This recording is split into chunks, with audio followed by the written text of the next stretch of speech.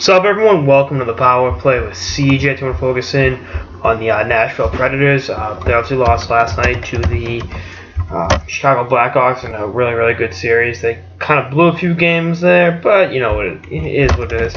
What's next for the Preds? Obviously, some big free agents to re-sign with Ribeiro, Mike Fisher, who essentially said he's coming back in one of the post-game interviews, and you Mike Fisher, you're married to Carrie Underwood. Where else are you going to go? I think it's definitely, that's, foregone conclusion. He's going to stick around. But you look at other guys in that locker room. Again, the aforementioned Mike Ribeiro. You want to. Cody Franzen will not be re-signed. That much he can take to the bank. He probably cost himself a lot of money on the market too with his ineffective play. I think Peter Laviolette could have used him better.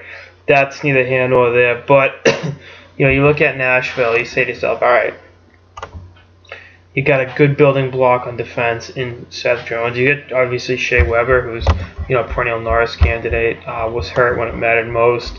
That's obviously a tough situation. He's your franchise player, and, just the timing of the injury is,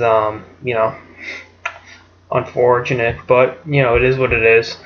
You can't make excuses. You got to look at, all right, what can we do next to help this team, go to the next level and win a Stanley Cup.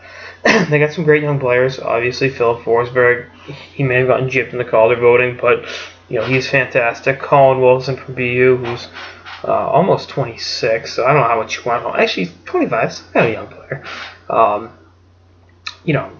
He really came alive in the playoffs.